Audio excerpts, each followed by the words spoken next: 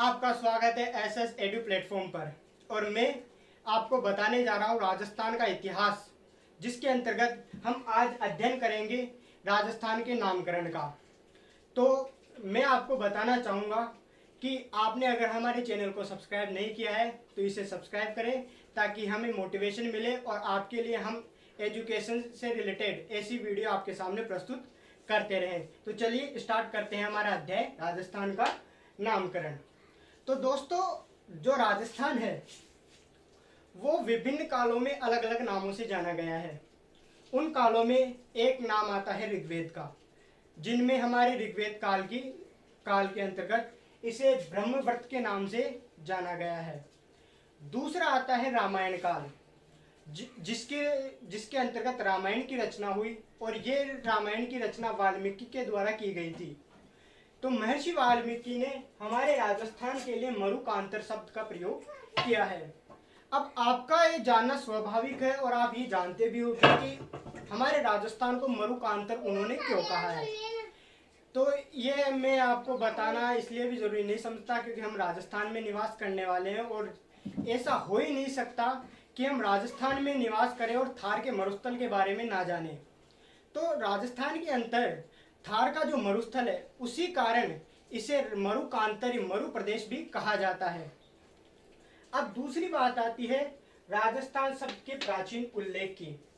तो आपके मन में स्वाभाविक प्रश्न उठेगा, जो वर्तमान में राजस्थान शब्द है उसका उल्लेख कहाँ कहाँ मिला है। तो इसका उल्लेख दो प्रकार से मिलता है, एक तो शिलालेखों में, दूसरा प्राचीन पुस्तकों में। तो शिलालेखों के अंतर्गत जो सर्वप्रथम राजस्थान का उल्लेख मिलता है वो मिलता है वसंतगढ़ शिलालेख के अंदर। यह शिलालेख 625 ईस्वी का शिलालेख है। इस शिलालेख के अंतर्गत राजस्थानीय द्वितीय शब्द का उल्लेख मिलता है। और मैं आपको यह भी बताना चाहूंगा कि वसंतगढ़ शिलालेख है ये चावंड शासक वर्मलात के समकालीन शिलालेख है, और इसके अंतर्गत दास प्रथा का उल्लेख भी मिलता है। अब बात आती है पुस्तकों की।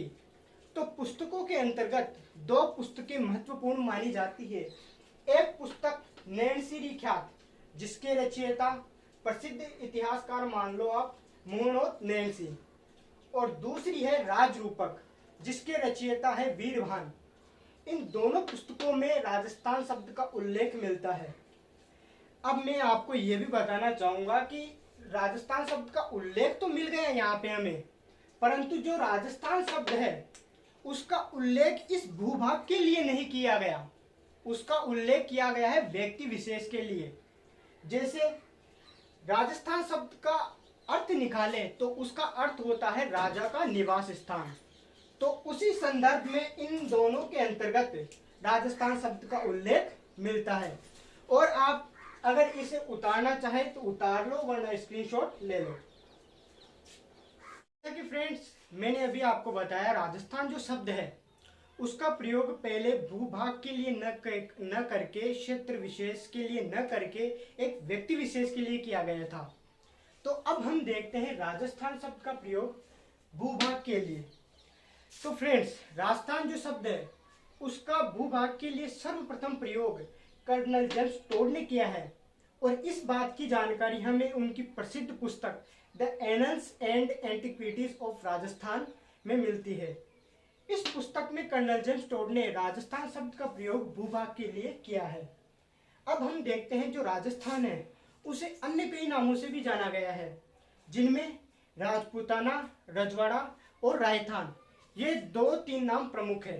अब आते हैं राजपूताना। राजपूताना शब्द का सर्वप्रथम प्रयोग जॉर्ज थॉमस के द्वारा सन 1800 ईस्वी में किया गया है, और इस बात की जानकारी हमें विलियम फ्रैंकलिन की पुस्तक military memoirs of mister George Thomas से मिलती है।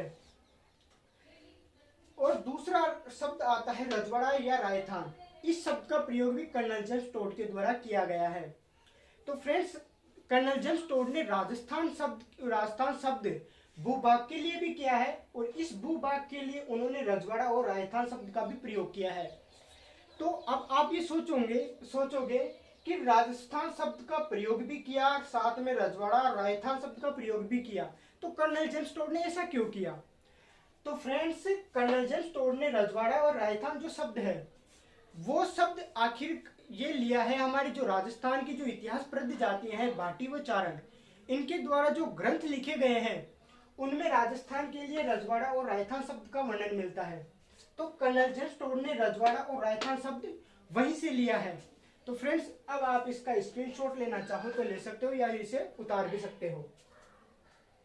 फ्रेंड्स, अभी हमने देखा राजस्थान शब्द का प्रयोग व्यक्ति विशेष के लिए, राजस्थान शब्द का प्रयोग भूभाग के लिए।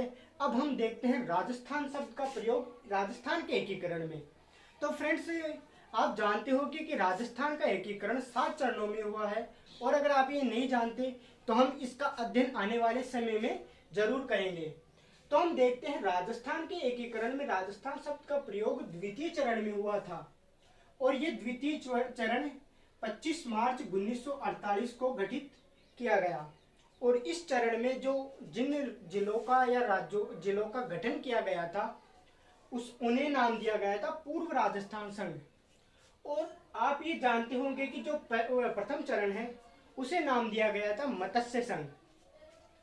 अब हम देखते हैं कि ये एकीकरण के अंतर्गत द्वितीय चरण तो गठित हो गया, साथ में संपूर्ण सातों के सातों चरण हो गए, लेकिन जो राजस्थान शब्द का संवैधानिक मान्यता है वो 26 जनवरी 1950 को दी गई, क्योंकि इस दिन हमारा संविधान लागू हुआ था।